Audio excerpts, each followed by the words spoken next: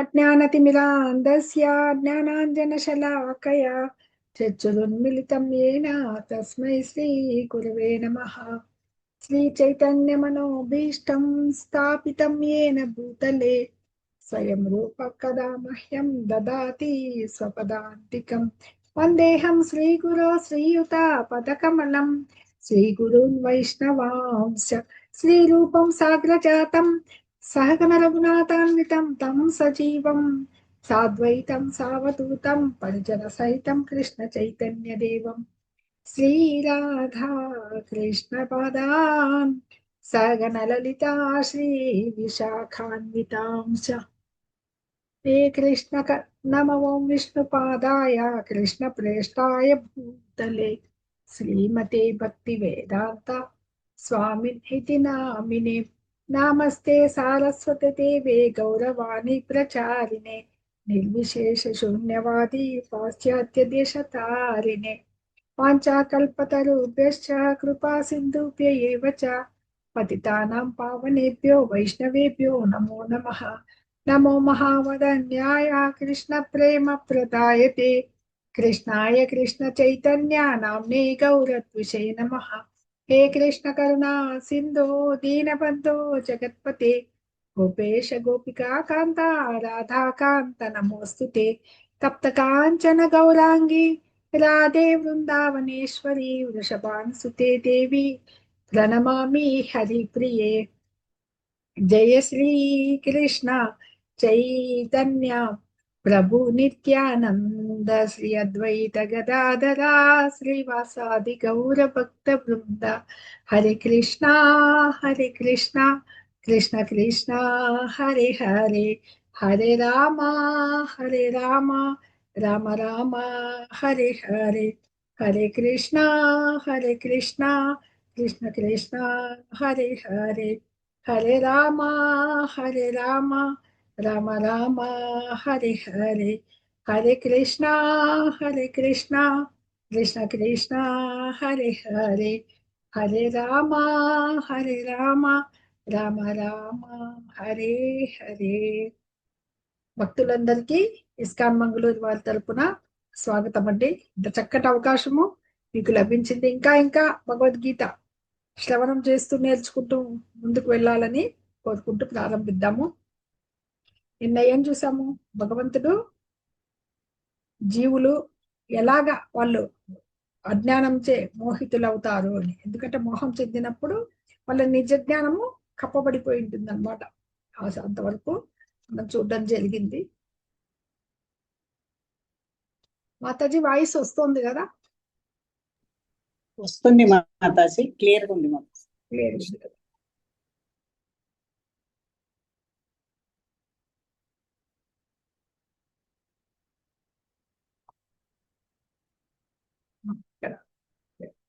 ఈ 14వ శ్లోకంలో చూసాం కదా మనం. ఈ నవద్వారపురం అనే దేహంలో సుఖంగా ఎలా జీవిస్తాడు అని చెప్పేసి, దేహం అనేది పురం యొక్క అధిపతి అయిన దేహి కర్మలను సృష్టించుట గాని, కర్మల యందు జన్మను ప్రేరేపించుట గాని, కర్మఫలను సృష్టించుట గాని చేయడు. ఇదంతా ప్రకృతి త్రిగుణాలతో చేయబడుచున్నది అని చెప్పేసి. స్క్రీన్ రాలేదు మాతాజీ, ప్రేయర్స్ ఉన్నాయి స్క్రీన్ మీద. రాలేదా? ఓకే, ఇప్పుడు మాతాజీ ఉండండి ఒక్క నిమిషం. లేదు మాతాజీ,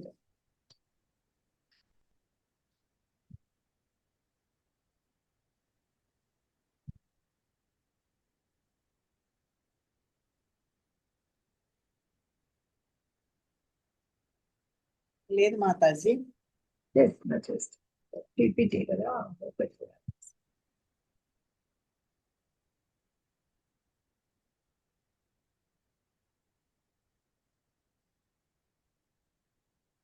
వచ్చిందా మాతాజీ? తిరుగుతుంది. వచ్చింది మాతాజీ. హరే కృష్ణ. నకర్తృత్వం న కర్మాణి లోకస్య సృజతి ప్రభుః న కర్మఫల సంయోగం స్వభావస్తు ప్రవర్తతే. తన దేహం అనేది పురం యొక్క అధిపతి అయిన దేహి కర్మను సృష్టించగట కానీ, కర్మల యందు జనులను ప్రేరేపించడం కానీ, కర్మఫలాన్ని సృష్టించడం చేయడు. ప్రకృతి త్రిగుణాల నుంచే ఇది జరుగుతుంది. అంటే ఈ నవద్వారపురం అనే ఈ దేహంలో ఎలా ఉంటాడు? ఎందుకు అంత ఒక ఎప్పుడైతే హృదయస్థ పరమాత్మతో తన ఆత్మ కూడా లోపల ఉంది అని తెలుసుకున్నప్పుడు సుఖంగా జీవించగలుగుతాడనమాట. అది అవి ఆ కర్మలు అనేటివి ఈ దేహం అనేటివి చేస్తూ ఉంటుంది. మన దేహం అనేది కర్మలు నిర్వర్తించడం అనేది మన ఇంద్రియాల యొక్క పని. కర్మేంద్రియాలు, జ్ఞానేంద్రియాలు వాటి పని అవి చేస్తూ ఉంటాయి అన్నమాట. కానీ కృష్ణ భక్తి పరాయణ అయినప్పుడు ఈ దేహ పర అన్నిటి కూడా బంధాల నుంచి కూడా దూరం అవుతాడని చెప్పాం. మన పని మనం చేస్తుంటాం, కానీ మనసులో అంతరాత్మలో భగవాన్తో కూడి తనని గుర్తించినప్పుడు అంత ఆనందంతో ఉంటాడనేసి ఇక్కడ సుఖంగా వసించును అని చెప్పి చెప్తున్నారు అనమాట. అది ఇక్కడ మన 13వ శ్లోకంలో చెప్పారు. 14వ శ్లోకంలో ఈ త్రిగుణాల చేతనే ఇవంతా ప్రేరేపింపబడుతున్నాయని చెప్పడం జరిగింది. హరే కృష్ణ. 15 చూద్దాం. నాదత్తే కస్యచిత్ పాపం నచైవ సుకృతం విభుః అజ్ఞానేనావృతం జ్ఞానం తేన ముహ్యంతి జంతవా. ఇది కూడా చూసాం మనం. భగవంతుడు ఎవరి పాప పుణ్యాలకి ఆయన గ్రహించడు. వారి కర్మ ఫలాలను బట్టి ఆ పాప పుణ్యాలు అనుభవించాల్సిందే. మనకి దేహం అనేది చాలా ఎలా లభిస్తుంది? ఎన్నో 84 లక్షల జీవజాతుల్లో ఏ దేహం వస్తుంది అనేది నిర్ణయించబడేది మన పాప పుణ్యాలే. గత జన్మలో చేసుకున్న పాప పుణ్యాలను అనుసరించి మనకి ఈ జన్మలో ఒక దేహం అనేది నిర్దేశింపబడుతుంది అనమాట. అందుకే అందులో మానవ జన్మ లభించడం అనేది చాలా అత్యద్భుతమైనది. ఆ జన్మని సార్థకం చేసుకోవాలి. ఎప్పుడైతే మన లక్ష్యము మనం ఎక్కడి నుంచి వచ్చామో భగవాన్ని, మొట్టమొదటి జ్ఞానం ఏమి? దేహం కాదు ఆత్మ అని తెలుసుకోవడం. తదుపరి ఆ గుహ్యమైన జ్ఞానం తెలిసిన తర్వాత గుహ్యతం తరం ఏం తెలుసుకుంటాము? మనము భగవాన్ని నిత్యాంశము. ఆయన ఎలా పొందాలి? భక్తియుత సేవ ద్వారా ఇలా పొందాలి. కాబట్టి అది మనం తెలుసుకునే దానికి చేసే ప్రయత్నమే అన్నమాట. ఈ కర్మయోగంలోనే ఉంటూ కూడా భగవానుని భక్తియుత సేవలో మన విద్యుక్త ధర్మాన్ని నిర్వర్తిస్తూ భక్తియుత సేవలో ముందుకు వెళ్ళి ఆధ్యాత్మిక జ్ఞానాన్ని పొందగలగడమే నిజమైన జ్ఞానం అన్నమాట. మన పాప పుణ్యాలకి మనం బాధ్యులమవుతాం. ఆయన సాక్షిభూతం. ఎవరి పాప పుణ్యం తీసుకోడు. మనకు ఈ మోహానికి అంటే ఈ భౌతిక బంధాలకి ఎందుకు అలా మనం బంధింపబడుతున్నాం అనేది అజ్ఞానముచే మోహం నొద్దుచుండు అని చెప్పి మనకి 15వ శ్లోకంలో నిన్న చూడడం జరిగింది. 16వ శ్లోకం చూద్దాం. హరే కృష్ణ. జ్ఞానేన తు తదజ్ఞానం యేషాం నాశితమాత్మనః తేషామాదిత్యవజ్ఞానం ప్రకాశయతి తత్పరం. ముందు మోహితుడైన వాడు అజ్ఞానంచే మోహితుడైతాడని ముందు శ్లోకంలో చూశాం కదా. ఇక్కడ ఏం చెప్తున్నారు? భగవంతుడు అజ్ఞానమును నశింపజేయ జ్ఞానముచే మనుషుడు ప్రకాశవంతుడైనప్పుడు పగటి సమయమున సూర్యుడు సర్వమును ప్రకాశింపజేయనట్లు అతని జ్ఞానము సర్వమును వ్యక్తపరచును. అంటే ఎప్పటికీ అంధకారం ఉంటుంది, రాత్రి అవుతుంది. ఏ విద్యుత్ అనేది పోయింది అనుకోండి, అంధకారంలో ఉండాల్సిందే. కానీ సూర్యోదయం అయితేనే ఎంత ప్రకాశం వస్తుందో మనకు తెలుసు. సూర్యోదయము కానిదే మనుషుడు ఏమి తనంతానే అసలుకి చూసుకోలేడు. ఆ సూర్యుడు ఎలాగా ఆ వెలుగు అనేది మొత్తం లోకాలన్నింటినీ ప్రకాశింపజేస్తుంది. అలాగే జ్ఞానాన్ని పొందిన మనుషుడు ఎప్పుడైతే పొందినప్పుడు అజ్ఞానాన్ని ఆటోమేటిక్ గా, అంధకారం ఉన్న చోట అసలు సూర్యుడు ఉన్న చోట అంధకారం ఉండదు. అదే విధంగా జ్ఞానం వచ్చినప్పుడు ఆ జ్ఞానం అనేది నశింపజేయబడుతుంది అనమాట. సర్వము వ్యక్తింపబడుతుంది. అంటే ఇక ఆ జ్ఞానం అంటే ఏంటి? మనకి వస్తుంది. 7వ అధ్యాయం ఇంకా కాలేదు మీకు. 7వ అధ్యాయంలో 19వ శ్లోకం వస్తుంది అనమాట. మనకి బహూనాం జన్మనామంతే జ్ఞానవాన్మా ప్రపద్యతే వాసుదేవ సర్వమితి సమాహాత్మ సుదుర్లభ. మొత్తం ఈ జగమంతా కూడా వాసుదేవమయం, భగవంతునిదే. అణువు భగవంతునిదే విశ్వమంతా.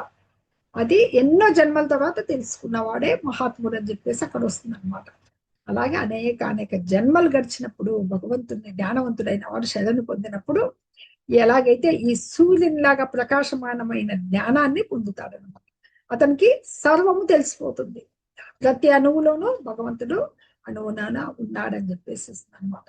అంటే సూర్యుడు ఎలాగైతే అంధకారాన్ని పారదోలుతాడో కృష్ణ భక్తి రస భావనం అనేది కూడా మన అజ్ఞానాన్ని పారదోలగలదనమాట. సరే, ఎలాగా ఆ జ్ఞానం ఎలా రావాలి? చక్కటి 4వ అధ్యాయంలో 34వ శ్లోకం వచ్చింది కదా. తద్విద్ది ప్రణిపాతేన పరిప్రశ్నేన సేవయ ఉపదేక్షంతి తే జ్ఞానం జ్ఞానినస్తత్వదర్శన. మీకు గురువును సమీపించి అతనితో ఎలాగా వినమ్రత వినయ విధేయతలు. మొట్టమొదట గురువు దగ్గరికి నీకు ఏ జ్ఞానము లేకపోయినా చదువు రాకపోయినా నువ్వు చేయాల్సింది శుశ్రూష. ఆ శుశ్రూష ఎట్లుండాలంటే సేవ అనేది వినమ్రత. మొట్టమొదటి తద్విద్ది ప్రణిపాతేన పరిప్రశ్నేన సేవయ. అంత వినయంతో ఆయనకి వినయ విధేయతలతో గురువుని సేవించుకోగలగాల. ఆ సేవించుకోగలిగినప్పుడే మీకు ఆయన దగ్గర ప్రశ్నల ద్వారా జ్ఞానాన్ని అతను తత్వదర్శిన. గురువు ఎలాంటి వాడు? తత్వాన్ని దర్శించిన వాడు. అలాంటి పరంపరానుగతమైన గురువుని ఆశ్రయిస్తేనే నీకు ఆ జ్ఞానము తెలుస్తుంది. ఆ జ్ఞానం ద్వారా నీకు సర్వము నీ ప్రకాశవంతమైపోతుంది అనమాట, మొత్తం తెలుస్తుంది అనమాట. మనము ఆ గురువు ద్వారా వెళ్ళాలన్నమాట. భగవంతుడికి చేరుకోవాలనేది గురువు అనేది. ఎందుకంటే గురువు అనేవాడు భగవంతుని సాక్షాత్ ప్రతినిధి, ఆయన రిప్రజెంటేటివ్ అనమాట.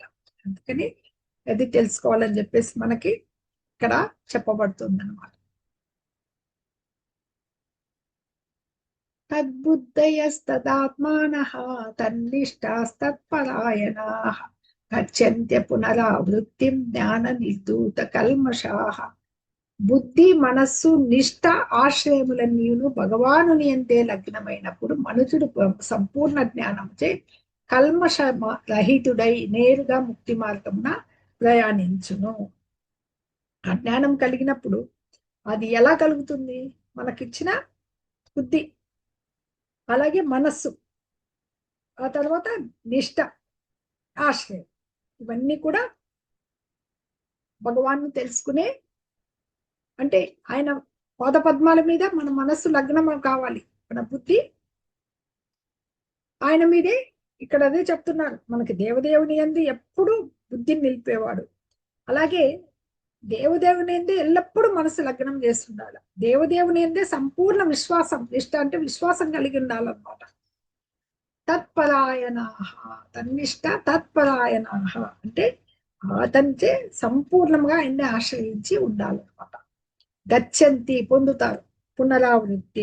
ఆ పునరావృత్తి అంటే అసలుకి మోక్షం. పునరావృత్తి అంటే మళ్ళీ తిరగడమే. ఈ జ్ఞాన నిర్దూష కల్మతాః, జ్ఞాన నిర్ధూత కల్మషాః. ఈ జ్ఞానము చేత ప్రక్షాళింపబడిన కల్మషములు, మన కల్మషములన్నీ కూడా ఈ జ్ఞానం చేత పోతాయన్నమాట. భగవాన్ నిందే మనుషుడు సంపూర్ణ జ్ఞానం చే కల్మషరహితుడై నేరుగా ముక్తి మార్గంలో ప్రయాణిస్తారు అనమాట. పరమసత్యం గురించి మీకు సూర్యమండలం ఉదాహరణ చెప్పింటారు. అబ్సల్యూట్ ట్రూత్ ఎవరంటే శ్రీకృష్ణ భగవానుడు. ఆయన ఎలాగైతే సూర్యుడు, సూర్య మండలము, సూర్యకిరణాలు, సూర్యగోళము, సూర్యమండలము అని చెప్పి మనము 3 ఉదాహరణలుగా చెప్పబడుతుంది. అంటే భగవానుడు ఎలా అవగతం చేసుకోవాలి పరతత్వ జ్ఞానం అనేది. బ్రహ్మం ఒక శూన్యం అనేది, ఒక వెలుగు అనేది బ్రహ్మ జ్యోతిగా. నిరాకారవాదులు అంతే, దేవుడికి ఆకారం లేదనే వాళ్ళు బ్రహ్మజ్యోతిలో లీనం కావాలని కోరుకుంటారు. బ్రహ్మజ్యోతి ఎక్కడిది? భగవానుడి యొక్క దేహ తేజస్సు. బ్రహ్మము పరమాత్మ, హృదయస్థ పరమాత్మని యోగులు ఆశ్రయించి ధ్యానంలో ఉంటారు కదా. తదుపరి భగవానుడు, దేవాది దేవుడు భగవానుడు. ఇది బ్రహ్మము, పరమాత్మ, భగవాన్, ఇవి తెలుసుకోగలగాలన్నమాట. ఆ పరతత్వాన్ని అలా తెలుసుకోగలిగిన వాడే అది ఆ పరతత్వం యొక్క చరమానుభవమే శ్రీకృష్ణ భగవాన్ అనమాట. అంతకు మించి ఇంకా ఇంకోటి లేదు. ఎందుకంటే భాగవతం చెప్పబడుతుంది. తత్వవిధులు ఏం చెప్తారు? వదంతి తత్వవిధస్తత్వం యజ్ఞానమద్వయం బ్రహ్మేతి పరమాత్మేతి భగవాన్ ఇది శబ్దతే. తత్వవిధులు, తత్వం మెరిగిన తత్వవిధులు నిర్వచించారనమాట భగవాన్ని. అది ఈ సంపూర్ణ జ్ఞానం కలిగిన వాళ్ళు అవుతారని చెప్పేసి ఉంటది. అంటే ఆయన దేహానికి ఆత్మకి భేదం లేదు. అది ఆయన్ని తెలుసుకోగలగాలన్నమాట. ఆ రకంగా భగవంతుని ఆయన సామాన్య మానవుడు, జన్మించాడు, బృందావనంలో ఉన్నాడు, తదుపరి ద్వారకకు వెళ్ళాడు. భగవంతుడు తన లీలల ప్రదర్శనం 4వ అధ్యాయంలో చూసింటారు. ఆయన ఎందుకు వచ్చాడని చెప్తారు. యదా యదా హి ధర్మస్య గ్లానిర్భవతి భారత అభ్యుత్థానం ధర్మస్య తదాత్మానం సృజామ్యహం.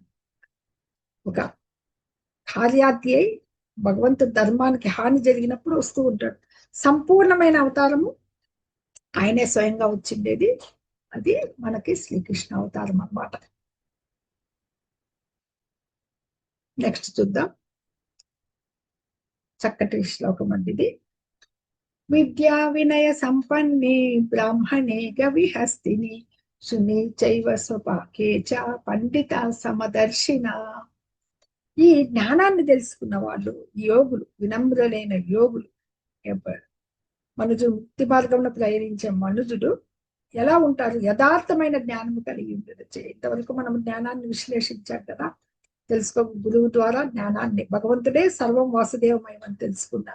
అది యథార్థమైన జ్ఞానం తెలుసుకున్న వినమ్రులైన యోగులు, యథార్థమైన జ్ఞానము కలిగిన వారు విద్యా విన సంపన్నుడైన బ్రాహ్మణుని. మామూలు బ్రాహ్మణుడు కాదు, విద్య వినయము అన్నీ ఉన్నా.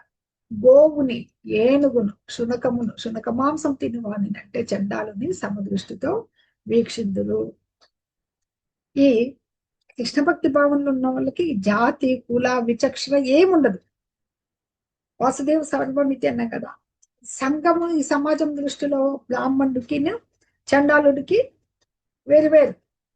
అలాగే గోవు, కుక్క, ఏనుగు కూడా, ఈ జంతువులు కూడా జాతి దృష్టిలో వేరు. అవి ఏంటివన్నీ? వాటికి ఉన్న దేహాలు. అవన్నీ బ్రాహ్మణుడు కానీ, గోవుకు కానీ, ఏనుగు కానీ, ఎవరికన్నా చండాలుడు కానీ వాళ్ళు పొందిన దేహ భావంలో చూడరు. అందరిలోనూ ఆత్మ ఉంది, ఆత్మతో పాటు భగవంతుడు పరమాత్మ కూడా ఉన్నారని. అది జ్ఞానవంతుడైన యోగి దృష్టిలో దేహపర భేదాలు అనేవి ఉండవన్నమాట. పరమాత్మ రూపంలో భగవంతుడు ఉన్నారని గ్రహించగలుగుతారనమాట. అందుకు వీళ్ళు యథార్థమైన జ్ఞానము కలిగిన వారు. అంటే ఈ ఈ యోగులు ఎలా గమనిస్తారు? వీళ్ళకి బ్రాహ్మణులు ఎలా ఉంటారు? సాత్విక గుణం, సత్వగుణంలో ఉంటారు. గవి అంటే ఇక్కడ గోవు, గోవు కూడా సత్వగుణంలో ఉంటుంది. హస్తిని రజోగుణంలో ఉంటుంది. శుని చైవ స్వపాకేచ, ఒక శునకం తమో గుణంలో ఉండే శునకం, అలాగే చండాలుడు కూడా అన్నమాట. వీళ్ళందరికీ ఆ ప్రకృతి త్రిగుణాలతో ఆయా గుణాలను స్వీకరించిన ఎవరిని ఏ గుణంలో ఉన్నారు కానీ వాళ్ళందరిలో పరమాత్మ రూపంలో భగవంతుడు ఉన్నారని గ్రహించగలుగుతారు అన్నమాట. ఎందుకంటే పరమాత్మ రూపంలో బ్రాహ్మణుడు, చండాలుడు రెండు సమానాలు కాదు, దేహాలే ఉన్నాయి. కానీ భావనలో బ్రాహ్మణుడు ఎలా ఉంటాడు, చండాలుడు ఎలా ఉంటాడు. కానీ పరమాత్మ మటుకు వాళ్ళల్లో రెండిటి యందు నిలిచి ఉన్నాడు అనమాట. ఈ దేహాలు అనేటివి కేవలం భౌతికంగా తయారైనవి. ఆత్మ పరమాత్మ మాత్రం రెండు, ఆత్మ ఉంది, పరమాత్మ ఉంది. అవి ఆధ్యాత్మికమైనవి అనమాట. అందుకని అవి ఆత్మ. ఇక్కడ తేడా ఏంటి? ఆత్మకే వాటికి క్షేత్రం అంటే పరిధి ఎంత, దాని యొక్క రేంజ్ ఎంత ఉంటుంది? ఆత్మకి తన దేహం గురించి మాత్రమే తెలిసి ఉంటుంది. పరమాత్మకి ఎన్ని 84 లక్షలు కాదు కదా, ఎన్ని కోట్ల జీవజాతులు ఉన్న విశ్వాలన్నిట్లోనూ అన్నిటినీ తెలిసి ఉండే పరమాత్మ అన్ని దేహాల జ్ఞానము కలిగి ఉంటాడు. అది తేడా. ఇది పరమాత్మ ఎలాంటి తేడాలు లేకుండా ఉండేది. ఇది గ్రహించగలిగినోడే యథార్థమైన జ్ఞానం కలిగిన వాడు అనమాట. అది వినమ్రులైన యోగులకు తెలుస్తుంది. వాసుదేవ సర్వమితి, సర్వం భగవన్మయమే అని తెలుసుకోవడం, ప్రతి ఒక్క జీవిలోనూ పరమాత్మ రూపంలో భగవానుడు ఉన్నాడని తెలుసుకోవడమే వినమ్రులైన యోగులు తెలుసుకోగలుగుతారు. అదే నిజమైన జ్ఞానం అన్నమాట పొందినప్పుడే. దిస్ ఈస్ ద పరమాత్మ present in each and every body. Pandit సమదర్శిన, సమదర్శి అన్నిట్లోనే equal. ఒక విద్యా వినయ సంపన్న బ్రాహ్మణుడు, గవి, హస్తి, శూన్య చైవ స్వపాకేచ అందరిలోనూ పరమాత్మ రూపంలో చూస్తూ ఉన్నాడు అని ఇక్కడ చెప్పబడింది అనమాట. ఈ పైన తెలిపిన విధంగా మనస్సునందరి ఈ సమానత్వం ఎలా ఉంటుందంటే అది ఆత్మానుభవ చిహ్నం. ఈ శ్లోకంలో చూద్దాం. అవును మాతాజీ, హరే కృష్ణ. శ్లోకం చదువుతారేమో, చదివించాను మాతాజీ. ఇహేవతైతిత సర్గో ఏషాం సామ్యే స్థితం మనః నిర్దోషం హి సమం బ్రహ్మ తస్మాత్ బ్రహ్మని తే స్థిత. ఇది చదివిద్దాం మాతాజీ. ఇది ఉత్తమమైన శ్లోకం కదా, అన్ని ఉత్తమమైన శ్లోకాలే. ఇది హ్యాండ్స్ రైట్ చేయండి ఈ శ్లోకం చదవాలనుకున్నప్పుడు. హరే కృష్ణ.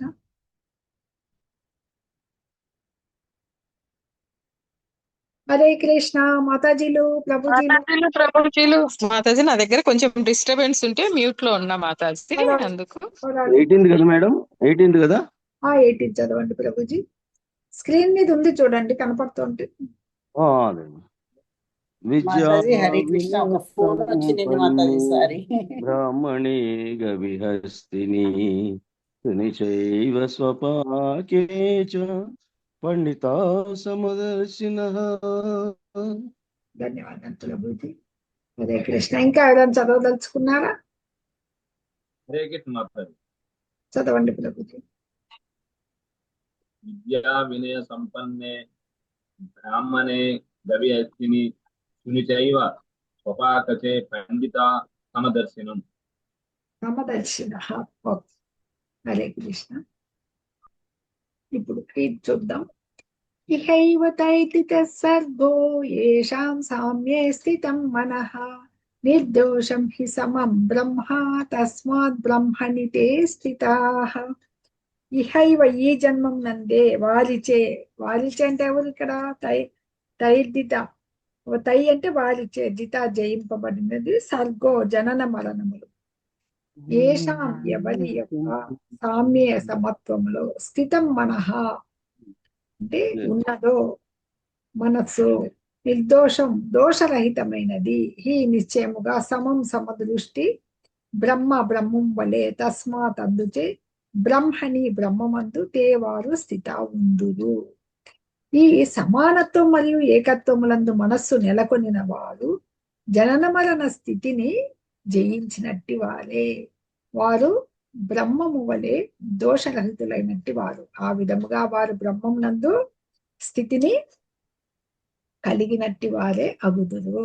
అంటే ఇంతకు ముందు చూసాం కదా, ఎలాగైతే మనస్సునందలి సమానత్వం, అందరినీ విద్యా వినయ సంపన్న ఎలా చూశారో అని. అలాంటి సమానత్వం అనేది ఆత్మానుభవ చిహ్నం. ఎవరైతే ఈ ఆధ్యాత్మికంగా పురోగతి సాధిస్తారో అది ఆ గుర్తు ఏమంటే అందరినీ సమానంగా పలకరించడం, అందరూ భగవంతుని సృష్టి అని గ్రహించగలగడం అన్నమాట. అలాంటి స్థితి పొందిన వాళ్ళని జన్మ మృత్యులో అంటే భౌతిక స్థితులను జయించిన వాళ్ళు అనమాట. అంటే ఈ దేహాన్ని ఆత్మగా భావించుచు మనము ఈ దేహాత్మ భావంలో ఉన్నంతసేపు మనుషుడు ఏమైతే బద్ధుడై ఉంటాడు కదా. ఇప్పుడు ఈ ఆత్మజ్ఞానంతో ఏమైతుంది, కొంచెం సమత్వ స్థితికి ఉద్ధరింపబడ్డాడు. అప్పుడు ఈ ముక్తిని పొందగలుగుతాడు అనమాట. దాని నుంచి అంటే మరణానంతరము జన్మ లభించకుండా ఆధ్యాత్మిక జగంలో ప్రవేశించే అవకాశం వస్తుంది అనమాట. అవి భగవానునికి రాగద్వేషాలు లేవు. ఆయనకి ఎవరిని ఒకరిని ఎక్కువ ద్వేషం కానీ, ఎవరి పట్ల రాగం కానీ అవి ఉండవు. ఆయన త్రిగుణాతీతుడు ఆయన. అలాగే జీవుడు కూడా అదే రాగద్వేషాల నుంచి విడిపడాలన్నమాట. అప్పుడు దోషరహితుడై ఆ సమయంలో దోషరహితుడైతారనమాట. అయినప్పుడు బ్రహ్మం నందు స్థితి పొంది అక్కడ ముక్త పురుషుడిగా వస్తాయి. వీళ్ళకి ఇలా కొన్ని లక్షణాలు ఉంటాయి. అవి నెక్స్ట్ శ్లోకంలో చెప్పబడతాయి, చూద్దాం. హరే కృష్ణ. నా ప్రహృష్యేత్ ప్రియం ప్రాప్య నోద్విచేత్ ప్రాప్య చ ప్రియం స్థిర బుద్ధిరసమ్మూఢో బ్రహ్మవిద్ బ్రహ్మని స్థితః. ప్రియమైనప్పుడు పొందినది ఉప్పొంగక. నా ప్రహృష్యేత్ ఉప్పొంగడు. ప్రియమైన దానిని ప్రాప్య పొందినప్పుడు. నా ఉద్విజేత్ నోద్విజేత ప్రాప్య చా ప్రియం అంటే కలతను పొందడు. ప్రాప్య పొంది చా కూడా ప్రియము కాని దానిని. అంటే ప్రియమైనది పొందినప్పుడు ఉప్పొంగక, అప్రియమైనది ప్రాప్తించినప్పుడు ఉద్విగ్నత నొందని వాడును. స్థిర బుద్ధి రసం, స్థిర బుద్ధిని కలిగిన వాడును. మోహ పరవశుడు కానివాడును. అసమ్మూఢ అంటే మోహ పరవశుడు కానివాడు. బ్రహ్మ భగవద్ విజ్ఞానమును బ్రహ్మవిద్ బ్రహ్మని స్థిత. బ్రహ్మవిద్ అన్నప్పుడు భగవద్ విజ్ఞానమును సంపూర్ణముగా ఎరిగిన వాడును. బ్రహ్మము యందు మనుజుడు పరబ్రహ్మమునందు స్థితిని కలిగి ఉన్నట్టు వాడే అగును అని చెప్పి ఇక్కడ చెప్తున్నాడు. అంటే ఇంతకుముందు చెప్పాం కదా, జ్ఞానాన్ని పొందిన మనుజుడు ఎలా ఉన్నాడు, సేవ చేసి గురువును ఆశ్రయించి తద్విద్య ఈ విద్యా వినయ సంపన్నే అని. అతడికి లక్షణాలు ఇక్కడ చెప్తున్నారు. జయించినప్పుడు బ్రహ్మం వల్ల దోషరహితులైనారు కదా. తనకిష్టమైంది పొందితే. అంటే ఈ ఆత్మానుభవాన్ని పొందిన మనుజుని యొక్క లక్షణాలు మహాత్మ లక్షణాలు ఇక్కడ చెప్తున్నాయన్నమాట. దేహాన్ని ఆత్మగా అనుకోడు కదా, మోహగ్రస్తుడు కాకపోవడం అనేది ఫస్ట్ లక్షణం అన్నమాట. అలాగే తను భగవంతుని అంశాన్ని సంపూర్ణంగా తెలుసుకోగలిగి ఉంటాడు. అలా అప్పుడు ఈ దేహం నేను కాదని తెలిసి దేహానికి ఇప్పుడు మనకు లభించినటువంటి దేహ సంబంధమైన లభిస్తుంటాయి. అవి లభించినప్పుడు ఎక్కువ పొంగిపోకుండా, అవి లభించకపోతే కుంగిపోకుండా అన్నమాట. అంటే దాని గురించి సంబంధించిన పొంగుట కానీ, నష్టపోతే ఏమన్నా నష్టం వచ్చిందనుకో చింతించుట కానీ అతనికి చేయడనమాట. స్థిర బుద్ధి, ఈ స్థిరత్వం అనేది ఆ మనసు, ఇవి రెండింటికి ఉప్పొంగకుండా ఉండటం, ఏదొచ్చినా నిర్వికారంగా అంటాం కదా, అలా ఉండడం అనేది స్థిర బుద్ధి అని అనబడుతుంది అనమాట. అదే స్థిర బుద్ధి. అప్పుడు ఈ దేహాన్ని ఆత్మగా భ్రమించడం కానీ, ఈ దేహాన్ని శాశ్వతం తలిచి ఆత్మను తృణీకరించడం కానీ చేయడం అనమాట. చేయకుండా ఇలాంటి జ్ఞానమే ఇందాక చెప్పుకున్నాం కదా, బ్రహ్మము, పరమాత్మ, భగవాన్, అది ఆ స్టేజ్కి వస్తాడనమాట. పరతత్వం అంటే ఏంటి, బ్రహ్మంగా, పరమాత్మగా, భగవాన్ని అవగాహన చేసుకుంటాడనమాట, పరతత్వ జ్ఞానాన్ని. అప్పుడు ఇదే ఆత్మానుభవ మార్గం. ఈ ఆత్మానుభవ మార్గమే, అంటే అట్లాంటి స్థిరమైన భావనమే కృష్ణ భక్తి రసభావన. అది ఇక్కడ ఈ శ్లోకం 20వ శ్లోకంలో చెప్తున్నారు. బాహ్య స్పర్శే స్పర్శకాత్మా విందత్యాత్మని యత్ సుఖం సబ్రహ్మయోగయుక్తాత్మా సుఖం అక్షయమశ్నుతే. ఇక్కడ ఏం చెప్తున్నారంటే, ఇప్పుడు ఒక ముక్త పురుషుని చూసాం కదా, అట్టి ముక్త పురుషుడు అంటే ముందు శ్లోకంలో చూసాం కదా, ముక్త పురుషుడు ఇక్కడ ఎలా ఉంటాడని, ప్రేమైనది పొందినప్పుడు పొంగక స్థిర బుద్ధి, ఇలా వచ్చినప్పుడు స్థిర బుద్ధి ఉంటుంది. దేనికి మోహపరవశుడు కాడనమాట, బ్రహ్మ పరతత్వ జ్ఞానం తెలిసి ఉంటుంది. అట్లాంటి ముక్త పురుషుడు ఈ బాహ్యేంద్రియ సుఖమునకు ఆకర్షితుడు గాక ఆత్మయందే సౌఖ్యం అనుభవించు సదా ధ్యానమగునరై. ఆ సుఖం, మరి అతనికి సుఖం అనేది ఎలాగ లభిస్తుంది అంటే, సాధారణంగా ఈ భౌతిక భావంలో సుఖం అనేది మైథున భోగమే సుఖం అంటే, దానికి అత్యంత ఘనమైంది సుఖమే అనమాట. ఈ బ్రహ్మయోగంలో ఉన్నవారు, కృష్ణ భక్తిలో ఉంటారు కదా, వాళ్ళకి భౌతిక ఆనందాల పట్ల రుచి కోల్పోతారనమాట. అది ఈ బాహ్యానికేమో ఈ స్త్రీ పురుష ఆకర్షణ, మైథున భోగము ఇదే ముఖ్యమైన సుఖంగా భావిస్తూ ఉంటారనమాట.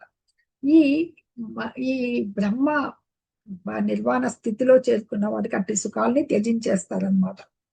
గొప్ప గొప్ప పండితులు అదే చెప్తారు. అలాంటి భావన వస్తే యమునాచార్యులు అని చెప్తారు. ఆయన నియుక్తమైన దేవదేవుని యందు శ్రీకృష్ణ భగవాని దివ్యమైన ఆ ప్రేమయుక్త సేవేందు ఉండి యామునాచార్యులు ఆయన ఆ దేవదేవుని యందు నిత్య నూతనమైన ఆనందమును అనుభవిస్తున్నప్పుడు అది గుర్తొచ్చిందంటే దాని మీద నేను ఉమ్మి వేస్తాను అంటాడు ఆయన. అంటే ఒక ఉదాహరణగా ఆయన్ని చెప్పుకుంటున్నాం మనం. అంటే అలాంటి సుఖత్యాగం అనేది ఆత్మానుభవానికి ఒక పరీక్ష లాంటిది అనమాట. ఆ పరీక్షని వాళ్ళు ఎదుర్కొని గెలుస్తారనమాట. ముక్త పురుషుడైనందుకు ఆయన ఇంద్రియ భోగాలను వదిలేస్తారు. వాళ్ళకి ఆత్మానందం, ఆత్మారాములై ఆత్మలోనే అనంత సౌఖ్యం, ఆత్మదర్శి. బాహ్యేంద్రియ సుఖానికి ఆకర్షితుడుగాక ఆత్మయందే సౌఖ్యం అనుభవించు సదా కృష్ణ భావంలో ఉంటారు. మనకి ఒక హనుమాన్ని చూసిన, ఒక తులసీదాసుని చూసిన రామ రామ నామ మంత్రంలో ఉన్న చైతన్య మహాప్రభు హరే కృష్ణ కృష్ణ కృష్ణ హరే హరే హరే రామ రామ రామ హరే హరే నిరంతరము ఆ కీర్తనల్లో ఆత్మానందాన్ని అనుభవిస్తూ ఉంటారు. హైమావతి మాతాజీ హ్యాండ్ రైజ్ చేశారు. శ్లోకం చదువుతారా? నెక్స్ట్ శ్లోకం చదువుతుంది మాతాజీ. ये हि संस्पर्शजा भोगा दुःखयोनय एव ते आद्यन्तवन्त कौन्तेया न तेषु रमते बुधः. హైమావతి మాతాజీ చదవండి శ్లోకము. హరే కృష్ణ. హరే కృష్ణ మాతాజీ. చదవండి మాతాజీ. చదువుతున్నా. ఏ హి సంస్పర్శజా భోగా దుఃఖయోనయ ఏవ తే ఆదియంతవంతః కౌంతేయ న తేషు రమతే బుధః. హరే కృష్ణ. థ్యాంక్ యూ మాతాజీ. హి సంస్పర్శజ భోగ ఏవైతే హి నిశ్చయముగా సంస్పర్శజ ఇంద్రియాల సంపర్కం వలన కలుగుతున్నాయో భోగాలు అన్నమాట, సౌఖ్యాలు. దుఃఖయోనయ ఏవతి అవి దుఃఖానికి కారణాలు, మూలములు. ఏవా నిశ్చయంగా అవి అని. ఆద్యంతవంత కౌంతేయ అంటే మొదలు తుది కలవేది. కౌంతేయ కుంతి కుమార్తె తేషు వాణియందు రమతే బుధః.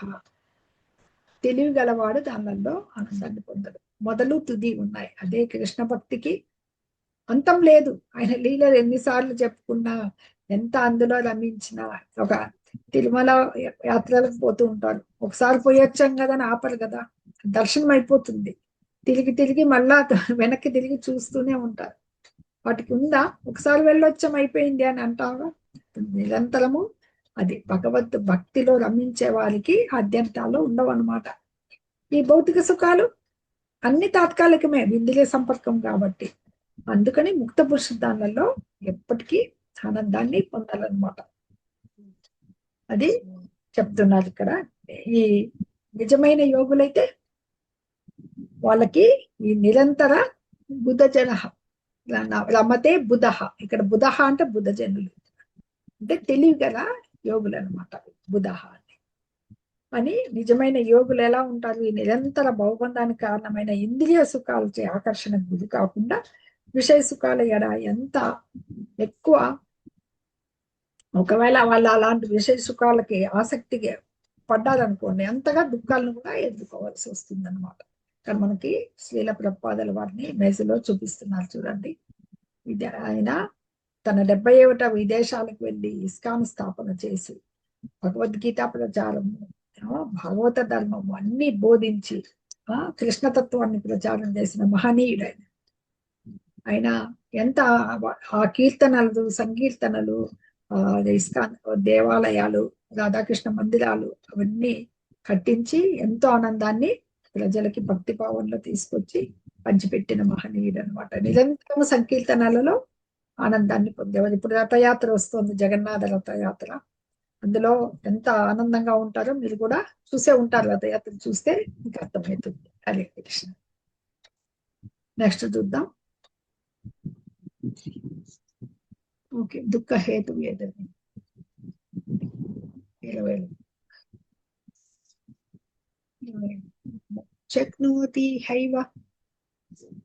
శక్నోతి హైవ యస్సూడుం ద్రాక్షలీల విమోక్షణాత్.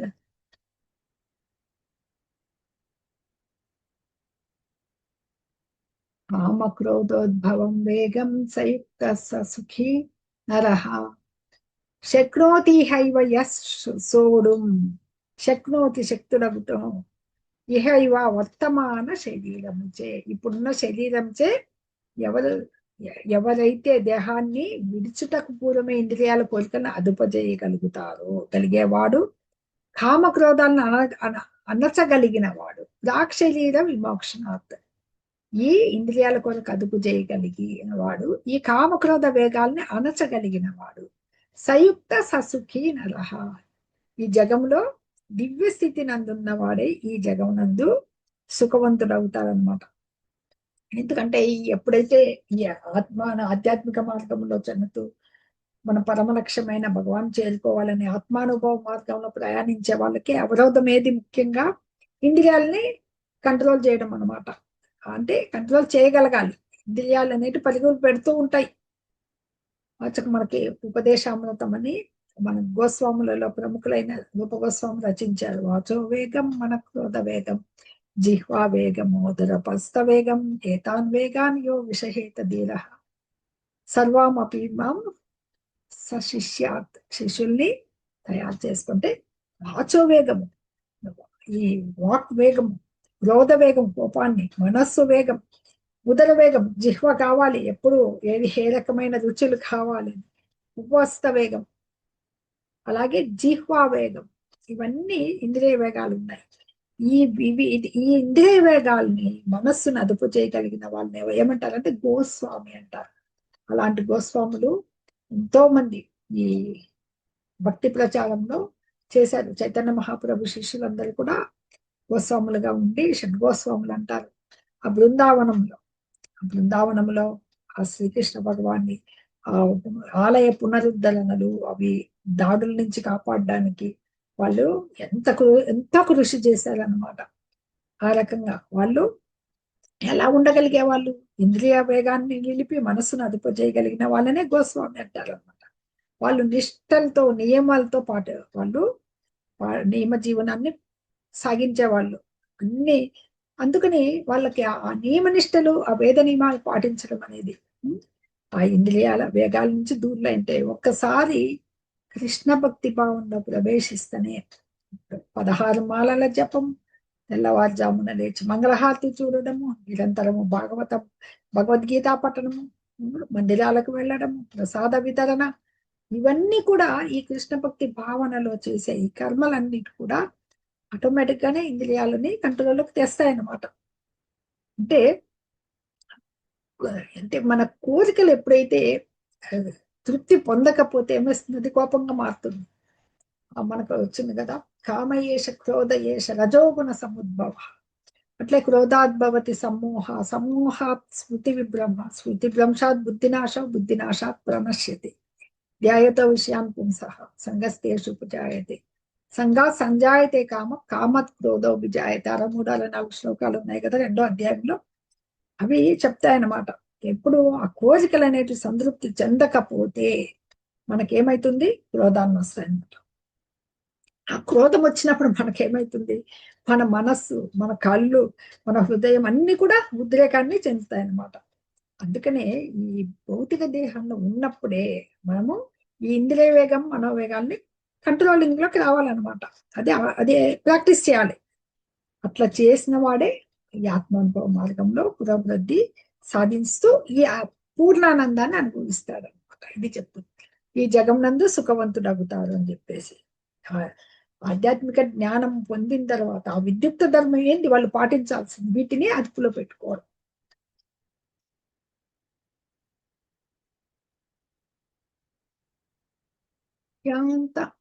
యోంత సుఖాంతరారామః తతాంతర్జ్యోతిరేవయః స యోగి బ్రహ్మ నిర్వాణం బ్రహ్మభూతోధిగచ్చతి.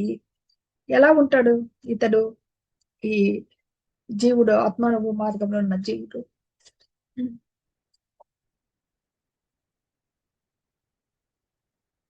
అంతరంగమునందే ఆనందమును కలిగిన వాడు. యోంత సుఖోంతరారామః, అంతరంగమందే ఆనందమును కలిగిన వాడు అనమాట. అంతర్సౌఖ్యం దాంట్లోనే ఎంతో రమిస్తూ ఉంటాడనమాట. అట్లే తతాంతర్ జ్యోతిరేవయః, ఉత్సాహవంతుడే అంతరంగమునందే రమించువాడు, ఆనందము కలిగింటాడు, అందులో తేలుతూ ఉంటాడు అనమాట. అంతరంగమందే లక్ష్యమును కలిగిన వాడు. అలాగే మనుషుడు పూర్ణుడగు యోగి అంటారు అనమాట. వాస్తవానికి బ్రహ్మభూతుడైనట్టి వాడు అంత్యమున పరబ్రహ్మమును పొందగలవాడు. కరెక్ట్ గా ఎప్పుడైతే ఆత్మారాముడుగా ఈ భౌతిక సుఖాలన్నిటి నుంచి చేస్తూ ఉన్నా వాటి నుంచి విడివడి ఉన్నట్టుగానే, అదే కదా కర్మ సన్యాసం ఉంటే, త్యజించి ఉండాలన్నమాట కోరికల్ని. ఇప్పుడు ఆనందం అనేది అంతరంగంలో పొందితే కదా ఈ బాహ్య సుఖాలన్నింటినీ త్యజించగలిగేది. ముక్త పురుషులంతా ఎప్పుడు ఈ రకంగా ఈ అనుభవాన్ని పొందుతూ ఉంటారన్నమాట. దీన్నే బ్రహ్మభూత స్థితి అంటారు. మీకు 2వ అధ్యాయంలో 72వ శ్లోకం వచ్చింది కదా, బ్రహ్మ నిర్వాణంలో మృత్సతి అని. 2వ అధ్యాయంలో లాస్ట్ శ్లోకం, అది కూడా ఇదే అర్థం వస్తుంది. ఏషా బ్రాహ్మీ స్థితి ప్రాప్త నైనాం ప్రాప్య విముహ్యతి స్థిత్వా శ్యామంత కాలైపి బ్రహ్మ నిర్వాణం ఉచ్యతి. బ్రహ్మభూతోధిగచ్చతి అంటే ఇది మోహం నందకుండా మనుజుడు భగవద్ రాజ్యంలో ఎలా ప్రవేశిస్తాడు అని చెప్తే, ఈ భౌతిక జగత్తులోనే ఇక్కడ ఉండగానే మనం ఆ స్థితిని ఎలా మరణానంతరం వచ్చే స్థితి కాకుండా ఎలా ఉండాలి అంటే, మనుజుడు భక్తి భావనలో కృష్ణ భక్తి రసభావితుడైతే బ్రహ్మ నిర్వాణ స్థితిలోకి వచ్చినట్లే అన్నమాట. ఎందుకంటే ఆ భగవద్ధామానికి అక్కడికి వెళ్ళినా కూడా, ఇక్కడ భగవానునికి ఇక్కడ సేవ చేసినా కూడా రెండింటికి భేదం లేదు. అక్కడ వెళ్ళినా ఇక్కడ ఉన్న సేవకి భేదం లేదు. రెండు ఒకే పూర్ణత్వాన్ని కలిగినవి కాబట్టి ఆయన సేవలో నిలవడమే భగవద్ధామాన్ని పొందినట్లయింది. ఆ బ్రహ్మ నిర్వాణ స్థితికి వచ్చే ఆ యోగి యొక్క లక్షణాలన్నీ ఇప్పుడు మనం తెలుసుకున్నాం అన్నమాట.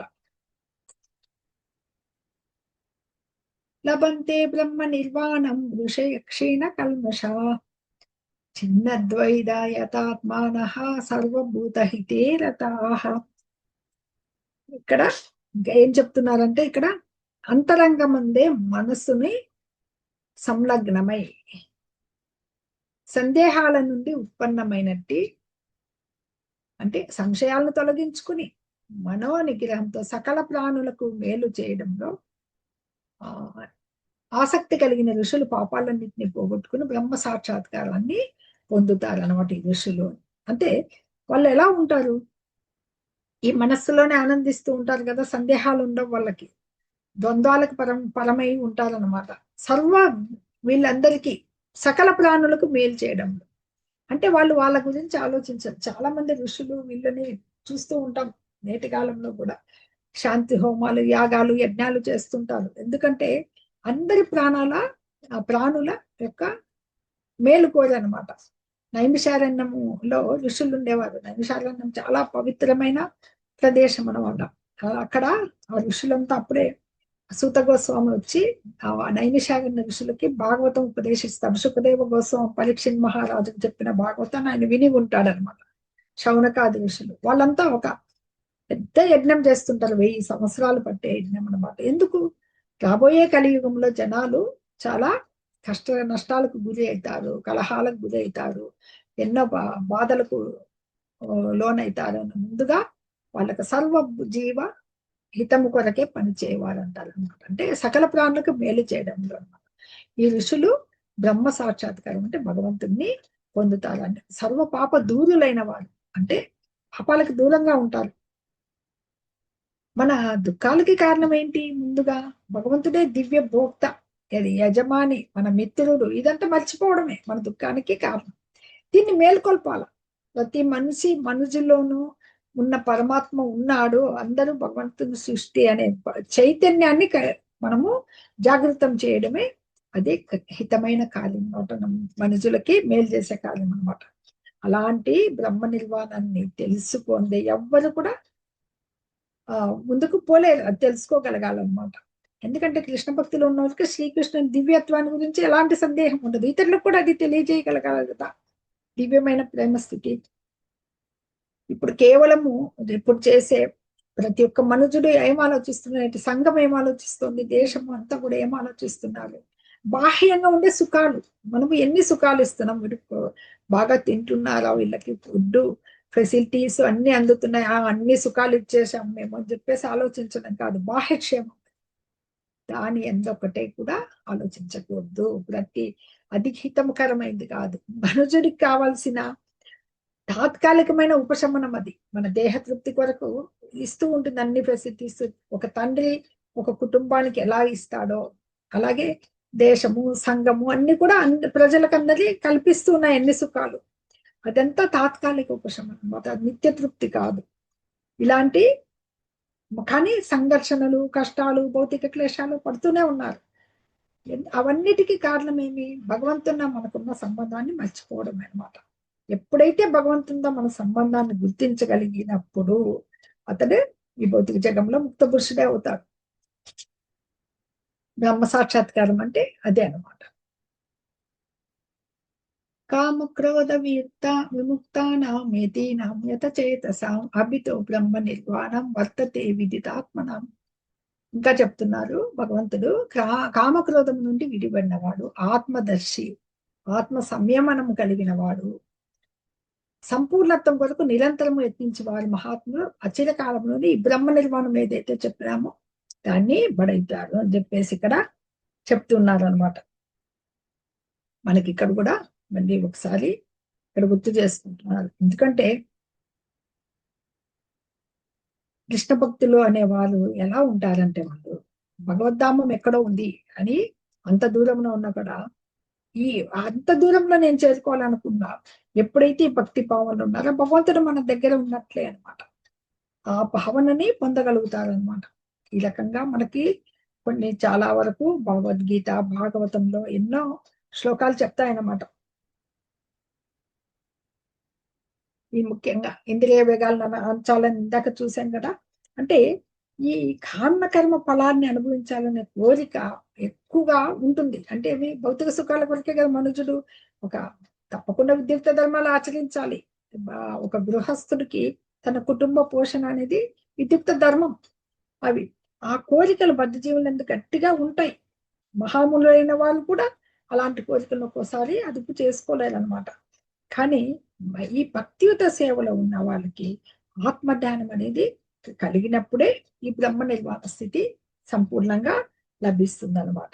అందుకే అదే ఆత్మజ్ఞానం నుంచే. అప్పుడు ఈ భౌతిక భగవంతునే చింతిస్తూ ఉంటారు కదా, నిరంతరము చింతించడం అంటే ఆయన నిరంతరం ఆయన్నే తలుచుకుంటూ ఉంటారు. కాబట్టి ఈ భౌతిక క్లేశములచే ఎప్పటికీ కూడా ప్రభావితుడు కాడనమాట. ఇదే బ్రహ్మ నిర్వాణము అని ఇక్కడ మళ్ళీ ఒకసారి చెప్పుకుంటున్నాం.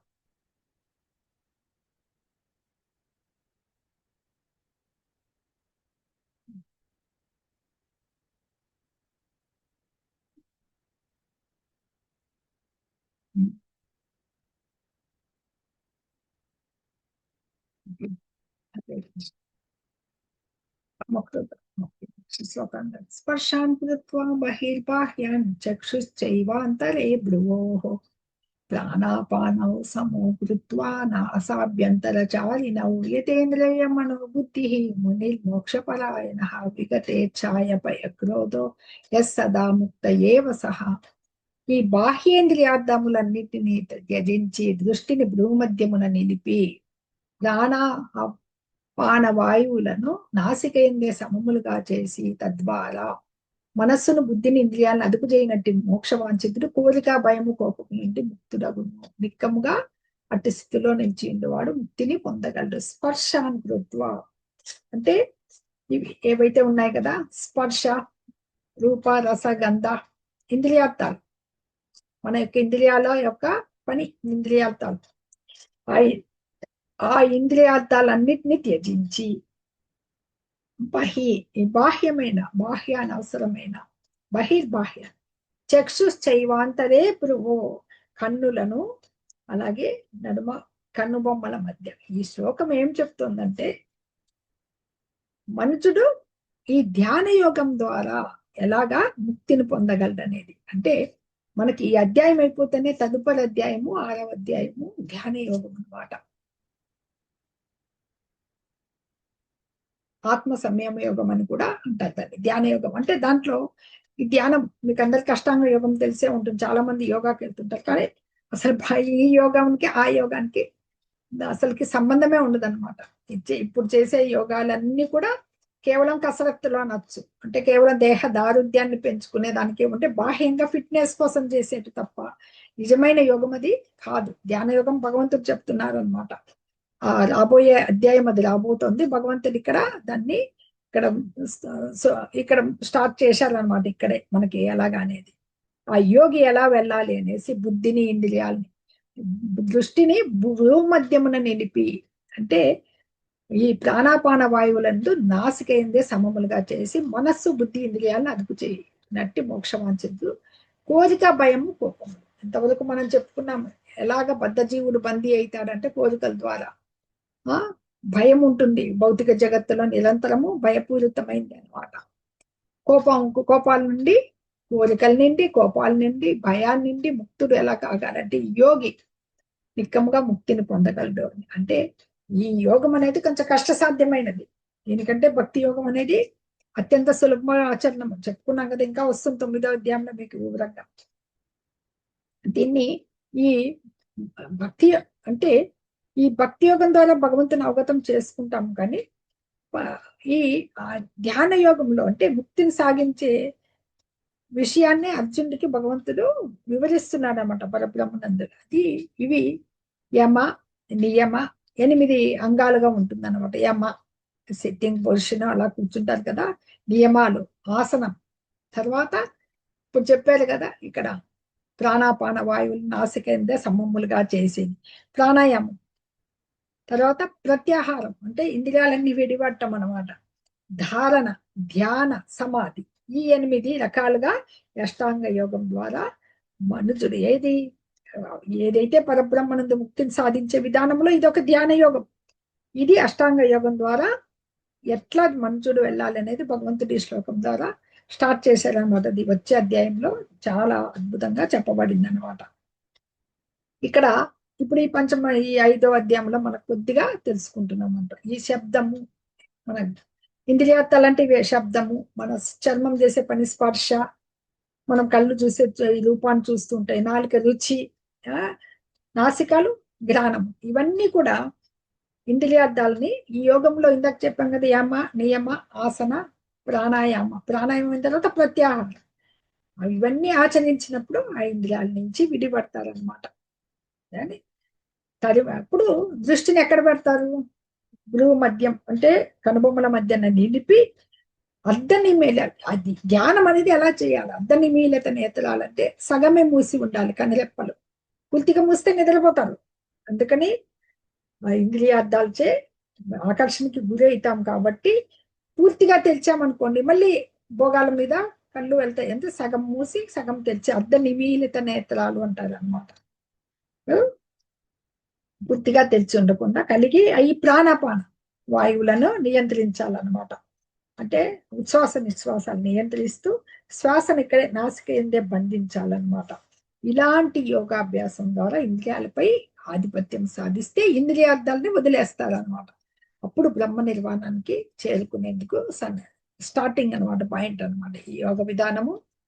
ఈ భయము క్రోధము వీటి నుండి విడిపడేదానికి ఆస్కారం ఉందన్నమాట. కానీ కృష్ణ భక్తి భావన అనేది అన్ని యోగాల కంటే యోగాన్ని అత్యంత సులభమైన విధానం అనమాట. వచ్చే అధ్యాయంలో కృష్ణ భక్తి పరాయణుడు ఎలా భక్తి యోగంలో ఉండి ఇంద్రియాలను జయించగలుగుతాడో అనేది కూడా ఇక్కడ చెప్పబడుతుంది అనమాట. అది ఇంద్రియ ఈ అష్టాంగ యోగ పద్ధతి కంటే భక్తి భావన అనేది చాలా చాలా ఉత్తమమైనది. ఇక్కడ భగవంతుడి ఇక్కడ పరిచయం చేశాడు ఇక్కడే. ఇది శాంతి సూత్రం. ఇది చదివే వాళ్ళు హ్యాండ్స్ రైజ్ చేయండి. భోక్తారం యజ్ఞ తపసాం సర్వలోక మహేశ్వరం సుహృదం సర్వభూతానాం జ్ఞాత్వా మాం శాంతి మృచ్చతి. నా సంపూర్ణ భావన ఎందున్నవాడు నన్ను సర్వయజ్ఞములకు తపస్సులకు చరమభోక్తగను సకల లోకములకు దేవతలకు ప్రభువుగాను సకల జీవులకు లాభము కూర్చువానికను మరియు శ్రేయోభిలాషను తెలుసుకొని భౌతిక దుఃఖముల నుండి విడివడి పరమశాంతిని పొందును. నాగలక్ష్మి మాతాజీ, హైమావతి మాతాజీ చదవండి. హరే కృష్ణ. మాతాజీ. భోక్తారం యజ్ఞ తపసాం సర్వలోక మహేశ్వరం సుహృదం సర్వభూతానాం జ్ఞాత్వా మాం శాంతి మృచ్చతి. హరే కృష్ణ. హైమావతి మాతాజీ, హరే కృష్ణ. చదవండి మాతాజీ. హైమావతి మాతాజీ. హైమావతి మాతాజీ, హరే కృష్ణ.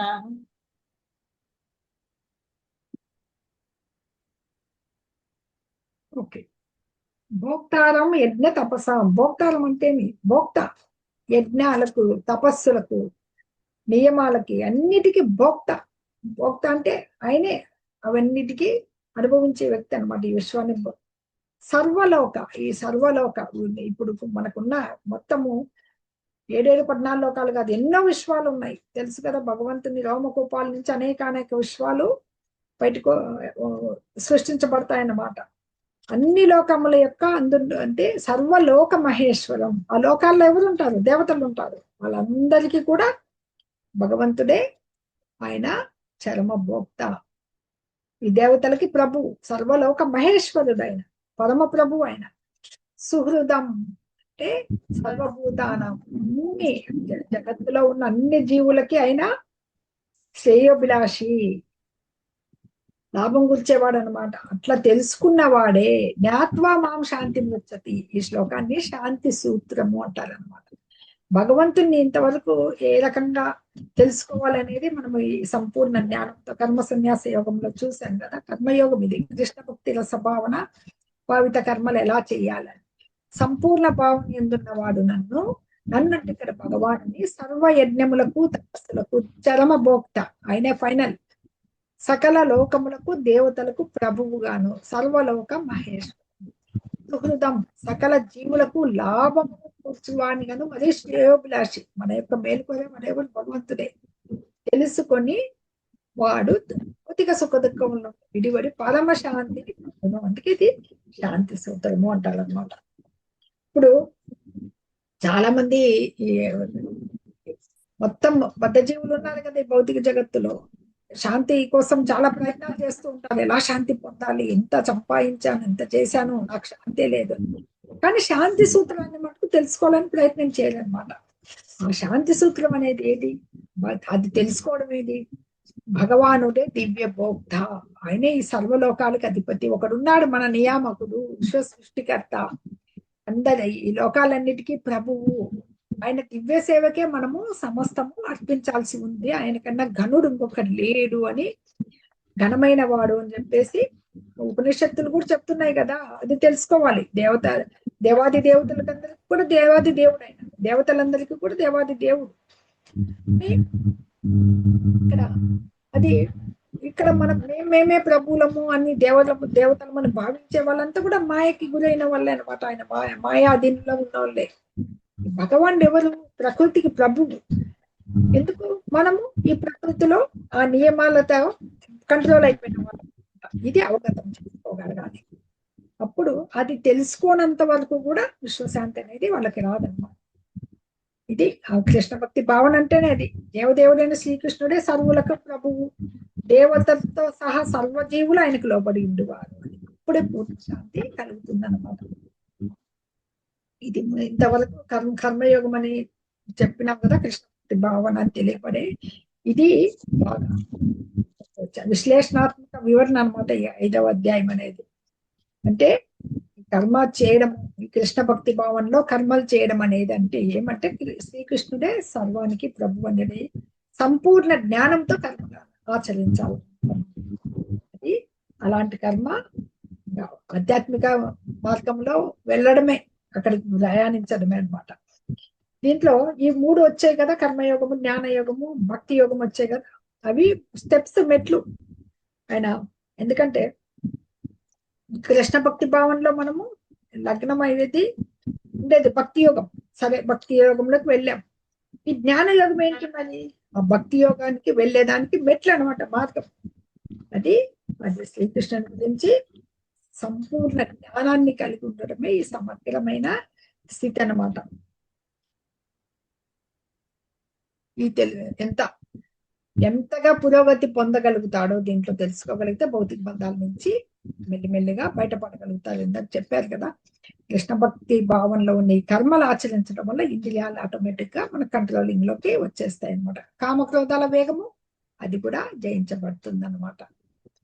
అప్పుడు ఇంద్రియాలను జయించగలుగుతాము, భక్తి భావనలో ఉంటాము, బ్రహ్మ నిర్వాణం అనే ఆధ్యాత్మిక స్థితి అంటే అప్పుడు నిలిచిన వాళ్ళు అవుతారనమాట. అది ఇక్కడ తెలుసుకోవడం. తదుపరి అష్టాంగ యోగము ఆటోమేటిక్ గా ఈ కృష్ణ భక్తి భావనలో ఉన్నప్పుడు కష్టపడి అష్టాంగ యోగము ఉన్నాయి. దాంట్లో కష్ట సాధ్యమైన స్టార్టింగ్ చేశాం కదా. నెక్స్ట్ అధ్యాయంలో వచ్చేటివి యమ, నియమ, ఆసన, ప్రాణాయామ, ప్రత్యాహార, ధారణ, ధ్యానము, సమాధి, 8 అంగాలు కలిగిన ఈ యోగాభ్యాసములందులో అదే అంటే స్టెప్ బై స్టెప్ ఉంది. అది కూడా ఆధ్యాత్మిక ఉద్ధరించబడేది అనమాట. అది కూడా భక్తియుత సేవ చేతనే అది పర్ఫెక్ట్ గా సంపూర్ణత్వాన్ని పొందగలుగుతున్నాం. ఎప్పుడైతే ఈ భక్తి యోగంలో ఏదైతే సంపూర్ణంగా మనం తెలుసుకోగలుగుతామో శ్రీకృష్ణ భగవానుడిని తెలుసుకోగలగడమే శాంతి, మనుజునికి శాంతి కూరుస్తుంది. అదే భోక్తారామ యజ్ఞ తపస్సం. ఆయన సంపూర్ణ భావనలో ఉండగలగాలి. ఆయన సర్వయజ్ఞాలకి, తపస్సులకి జన్మభోక్త అని తెలుసుకోగలగాలి. అన్ని లోకాలకి, దేవతలకి ప్రభువు. మనకంతా శ్రేయోభిలాష ఆయనే. ఎందుకంటే మన హృదయంలో పరమాత్మ రూపంలో ఉంటాడు కదా, మన కర్మలు నిర్దేశిస్తూ ఉంటాడు అనమాట. మనం ఆయన అంశాలు మనం తెలుసుకోగలిగేదే మనం చేయాల్సిన ప్రయత్నం. ఎప్పుడైతే ఇది తెలుసుకుంటామో అప్పుడు ఈ భౌతిక సుఖ దుఃఖాల నుంచి బయటకు వచ్చి మనము శాంతిని పొందుతాం అన్నమాట. అంటే అదొక్కటి సంపూర్ణత్వమే పొందుతాం. కాబట్టి ఇదే మానవ జన్మ యొక్క పరమ సిద్ధి అని చెప్పేసి చెప్తున్నారు. ఇంతటితో ఈ అధ్యాయము ముగుస్తోంది. హరే కృష్ణ.